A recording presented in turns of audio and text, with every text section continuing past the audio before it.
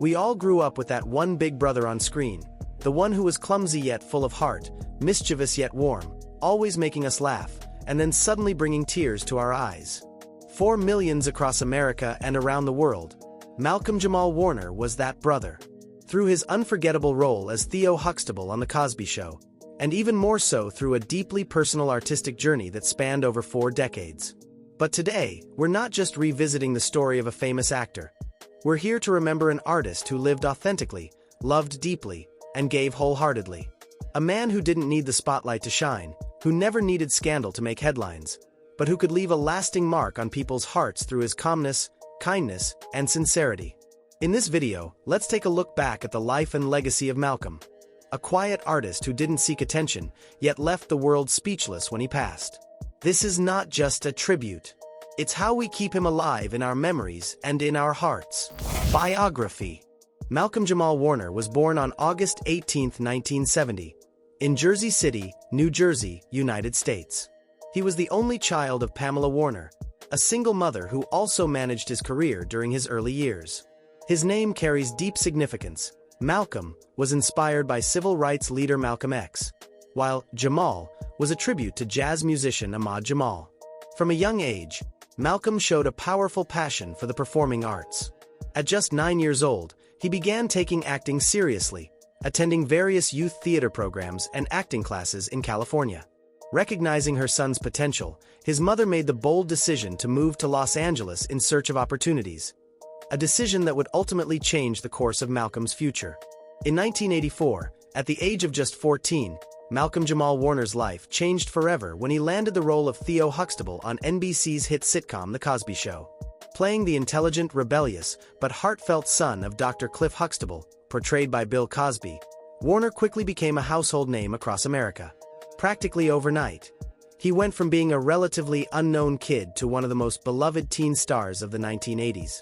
In 1986, he earned an Emmy nomination for Outstanding Supporting Actor in a Comedy Series, a rare and impressive achievement for someone so young.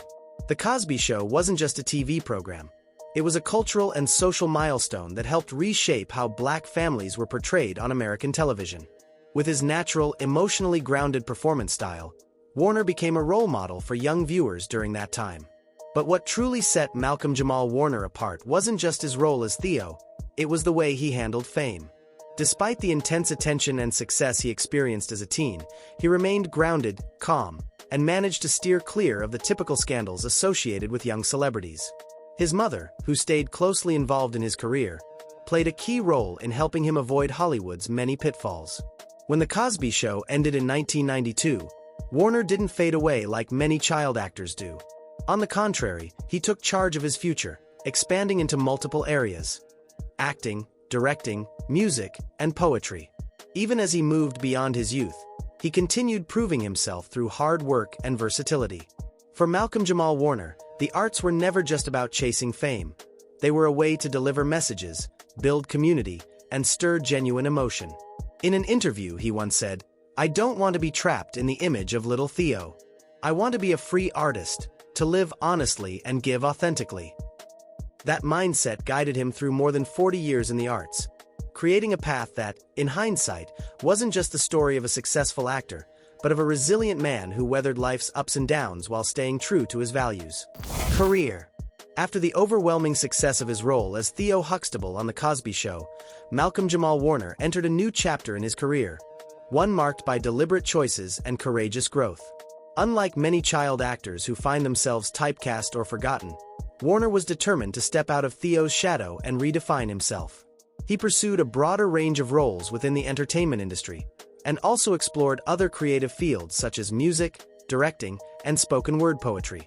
From the moment The Cosby Show ended in 1992, he didn't wait around for the next big script. Instead, he quietly but confidently carved out his own path. Between 1996 and 2000, Warner starred as Malcolm McGee in the UPN sitcom Malcolm and Eddie.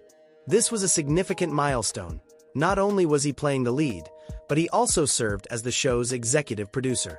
In the role of Malcolm, he portrayed a sharp, mature bar owner, paired with Eddie Griffin's wild and eccentric character Eddie. The show resonated particularly well with Black audiences and proved that Warner could thrive beyond his Theo persona. His maturity as an actor and his ability to bring emotional nuance to his roles earned him respect from critics, who now saw him as a well-rounded artist rather than just a former teen star. At the same time, Warner expanded into directing. He directed episodes for several hit shows including The Cosby Show, Kenan and Kel, All That, and of course, Malcolm and Eddie. He didn't shy away from socially conscious projects either. One standout was the educational documentary Time Out: The Truth About HIV, AIDS, and You, which featured Magic Johnson and aimed to raise awareness among young black audiences about HIV/AIDS. Warner's commitment to social responsibility was always clear in the projects he chose, and he consistently used his platform to foster awareness and drive positive change. From the 2000s onward, Warner continued to reinvent himself with supporting roles in major television series such as Jeremiah, Listen Up, Community, Major Crimes, and The People vs. O.J. Simpson, American Crime Story.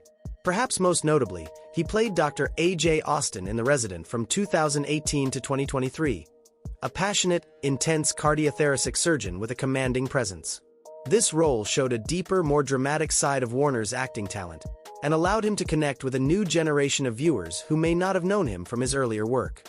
Through this role, Warner once again proved his versatility and enduring relevance in the entertainment world.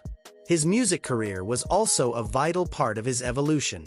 Warner became recognized as a spoken-word artist, a hybrid of poetry and performance, and also as a skilled bass guitarist and songwriter. In 2015, he won a Grammy Award alongside Robert Glasper Experiment and Layla Hathaway for their rendition of Jesus Children, a track lauded for its musical richness and spiritual depth. He released several albums blending jazz and spoken word, including Selfless, 2015, and Hiding in Plainview, 2022, the latter of which earned a Grammy nomination for Best Spoken Word Album in 2023. In 2024, Warner launched a podcast titled Not All Hood, a platform for him and his guests to explore issues impacting the Black community, ranging from media representation and mental health to family and social responsibility. The podcast quickly gained traction for its thought-provoking content and Malcolm's grounded, intellectual hosting style. Unlike many celebrities who simply perform, Warner strived to build lasting value through his art, turning fame into a tool for connection and empowerment. Over the course of more than 40 years, Malcolm-Jamal Warner transitioned from a teenage icon into a seasoned, multidimensional artist with an impressive and diverse resume. And through it all, he remained uniquely himself, calm, thoughtful, and always putting people and purpose first. His adaptability and quiet determination made him one of the few public figures in American entertainment to maintain both longevity and widespread respect. Awards and achievements. Malcolm-Jamal Warner wasn't just a former teen star turned actor. He was a truly multifaceted artist who received recognition across a variety of fields, from television and theater to music and spoken word. Even though he began his career early, Warner never relied solely on the glory of his youth. Instead, he consistently evolved, taking on new creative roles and earning accolades that reflected both his talent and his commitment to meaningful, impactful art. His first major milestone came in 1986, when he received a Primetime Emmy nomination for Outstanding Supporting Actor in a Comedy Series for his portrayal of Theo Huxtable in The Cosby Show. It was an extraordinary honor, especially for a young black actor in an industry that, at the time, offered limited representation. Warner's nomination wasn't just about his natural charm. It recognized his ability to bring emotional complexity to a teenage character and make him feel authentic and relatable. Though he didn't win the Emmy that year, the nomination marked an important moment in his early career and validated his potential as a serious actor. As Warner branched out into directing and producing, his work continued to earn praise, particularly for projects that focused on education and social awareness. One standout was the short film Time Out: The Truth About HIV, AIDS, and You, which he created in collaboration with Magic Johnson. The film received commendation from educational and health organizations for its role in spreading awareness about HIV/AIDS within the Black community. Although Warner never sought out mainstream Hollywood accolades, his commitment to socially conscious storytelling revealed a deeper artistic mission: to use his voice for the greater good. One of his most celebrated achievements came in music. In 2015, Warner won a Grammy Award alongside the Robert Glasper Experiment and Layla Hathaway for Jesus Children, which earned Best Traditional R&B Performance. The song blended high-level musicianship with profound spiritual themes, and Warner's spoken word performance added a powerful layer of emotional resonance. His Grammy win not only showcased his musical capabilities, but also highlighted the rare ability to straddle the worlds of acting and music with equal strength. Unlike typical pop artists, Warner made his mark as a spoken word performer, a genre that demands lyrical precision, emotional depth, and an intense connection with the audience. In 2023, Warner earned another Grammy nomination for Hiding in Plain View in the Best Spoken Word Album category. Although he didn't take home the award, the nomination reaffirmed his place as a respected voice in the world of poetry and performance. The album combined jazz, soul, and poetry to explore themes of identity, society, and personal reflection. Critics praised both the lyrical craftsmanship and the subtle intensity with which Warner delivered each piece, often noting that his work avoided cliches while still delivering powerful, thought-provoking messages. Beyond mainstream awards, Warner was also frequently recognized by organizations within the Black community. He received multiple honors from the NAACP Image Awards, an institution dedicated to celebrating Black excellence in arts and culture. These acknowledgments weren't just about performance. They celebrated Warner's role as a cultural symbol, someone who inspired younger generations through both his work and his values. His presence in the industry served as a reminder that success doesn't have to be flashy to be meaningful. Though his name might not be etched into Oscar or Golden Globe history, Malcolm-Jamal Warner left behind a legacy of awards and honors that reflected his core as a person and as an artist. Deep, independent, and always tied to community. His achievements were never just about trophies or applause. They were about living a life of authentic artistic expression, of serving others through his platform, and of staying true to a purpose greater than fame. Personal drama and life challenges.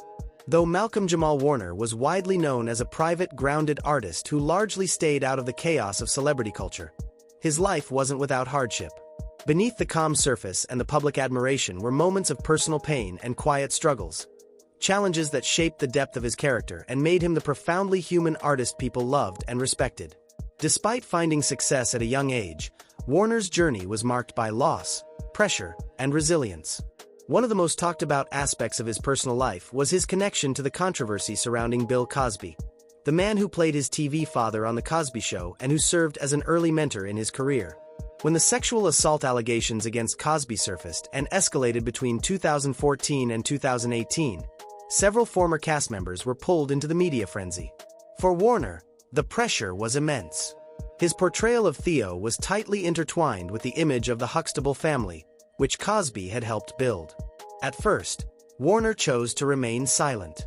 But in a 2015 interview, he finally spoke out, saying that while the situation was deeply painful, he could neither erase the past nor deny the positive cultural impact the show had on the Black community. His response was seen by many as measured, fair, and mature, though some critics felt he should have taken a firmer public stance.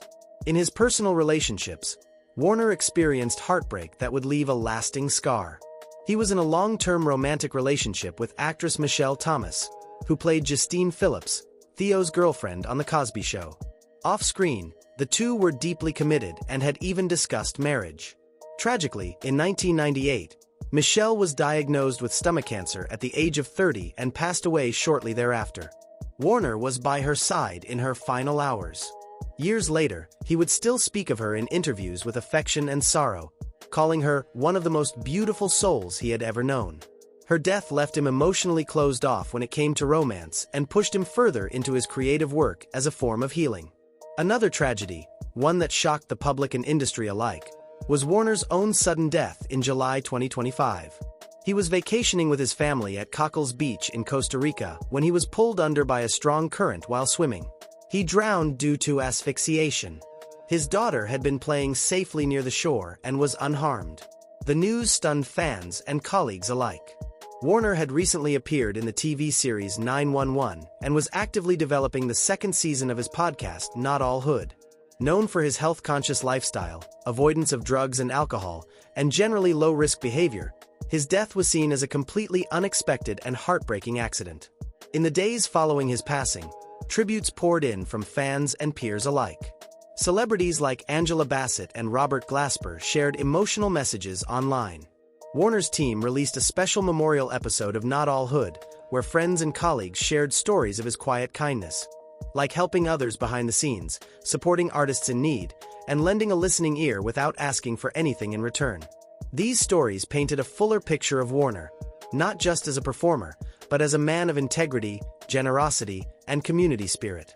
Though he was never a fixture in the tabloids or involved in shocking scandals, Malcolm-Jamal Warner's life contained its share of emotional lows, personal losses, and silent battles. These experiences didn't break him, they deepened him. They shaped an artist whose work was not only technically excellent but emotionally rich and spiritually grounded. In the end, Warner's legacy wasn't built on headlines. It was built on heart. And that's why his absence left such a deep, quiet void in the world of art and in the hearts of those who truly knew him. Net worth and lifestyle. Malcolm-Jamal Warner was never the kind of celebrity who flaunted his wealth or chased the flashy lifestyle so often associated with Hollywood. Instead, he cultivated an image of a quiet, grounded artist who focused more on meaningful work and lasting values than on material display. That's why his financial status rarely made headlines. But according to credible financial sources in 2024, Warner's net worth was estimated to be between $8 and $10 million. This figure reflects over 4 decades of steady work in entertainment, with earnings stemming from acting, directing, music, producing, and podcasting. His most substantial income came during the peak of The Cosby Show. While exact contract details were never made public, TV experts estimate that Warner earned between $25,000 and $50,000 per episode during the show's most successful years, not including residuals from syndication, which continued for years after the show ended. With over 180 episodes aired across 8 seasons, Warner was able to build a solid financial foundation early on. But rather than using that money for extravagant living, he reinvested it into creative and community-centered projects. In the years following, he continued earning through roles in successful TV shows like Malcolm and Eddie, The Resident, and more recently, 911. Supporting roles in network dramas can bring in $30,000 to $60,000 per episode, depending on the contract, plus additional income from voiceover work, directing, and occasional endorsements. With a consistent career trajectory, Warner was able to maintain a comfortable and stable lifestyle without resorting to attention-grabbing media stunts. In addition to acting, Warner was also a respected spoken word and musical artist. Though not a mainstream pop star, his independently released albums and live performances brought in respectable income through streaming, physical album sales, and ticketed events. He was a regular presence at cultural festivals, university panels, and community workshops, where he would often perform spoken word, speak on issues of identity and equity, and teach through storytelling. In 2024, Warner launched Not All Hood, his personal podcast focused on Black culture, mental health, family, and education. The show quickly built a loyal audience, garnering millions of downloads each month and securing sponsorship deals with major podcast platforms. This became not only a new revenue stream but a public platform where Warner could share values and ideas that mattered to him, positioning him more as a thoughtful cultural voice than a typical entertainer. As for his lifestyle, Warner was known for his simplicity and love of privacy. Rarely seen at glamorous industry events, he spent most of his time at his home in Los Angeles, a modern, nature-inspired house where he could write, make music, and enjoy quality time with his young daughter. In interviews, he often emphasized that he didn't view wealth as a means for indulgence, but as a tool for creative freedom and family security. His daily life included meditation, clean eating, and reading, habits that reflected his calm, introspective nature. Even his fashion choices reflected that mindset. Modest, understated, yet elegant and personal. Warner typically favored classic and modern styles that emphasized comfort, culture, and self-expression. He occasionally collaborated with independent Black designers, helping to promote fashion rooted in heritage and identity rather than brand name hype. All of this speaks to a man whose true wealth wasn't defined by mansions or luxury cars, but by financial independence and a lifestyle that balanced art, integrity, and inner peace. He may not have been rich in the traditional Hollywood sense, but Malcolm-Jamal Warner lived a life that many would envy. True to his values, free from superficial pressures, and deeply committed to using his success for something bigger than himself. Public reaction after his passing. When news of Malcolm-Jamal Warner's death broke on the morning of July 21, 2025, a wave of sorrow swept across social media, art forums, television programs, and international press. Though Warner hadn't been a hot celebrity name in recent years, his passing hit a deep nerve, especially among Gen X and millennial audiences who had grown up watching him. It wasn't just the loss of an actor. It was the end of a chapter in countless people's personal histories. Warner had never been a loud or scandalous figure, but he had become a beautiful, honest part of many lives. The moment his death was confirmed by both family and Costa Rican authorities, tributes began pouring in from all corners of the entertainment world. Angela Bassett, Warner's co-star on 911, posted a heartfelt backstage photo with the caption, "A respected artist, a kind friend, and a soulful spirit. Malcolm touched our lives in ways no one else could." Robert Glasper, who had worked with Warner on their Grammy-winning track Jesus Children, shared on Instagram. "He wasn't just a master storyteller, he was a quiet friend who always pushed me to grow." Major news outlets like CNN, NBC, and BET ran tribute segments, reflecting on Warner's iconic roles and his contributions to Black culture and the arts. BET, in particular, aired a special feature tracing his journey from child star to multi-talented, deeply thoughtful man. The segment highlighted how he was among the first to portray a positive Black teenage role model on American television at a time when diversity on screen was still rare. Tributes didn't just come from celebrities, they came from everyday fans. People who had grown up with The Cosby Show, who had watched his spoken word performances at community centers, who had followed his podcast, shared stories, memories, and thanks.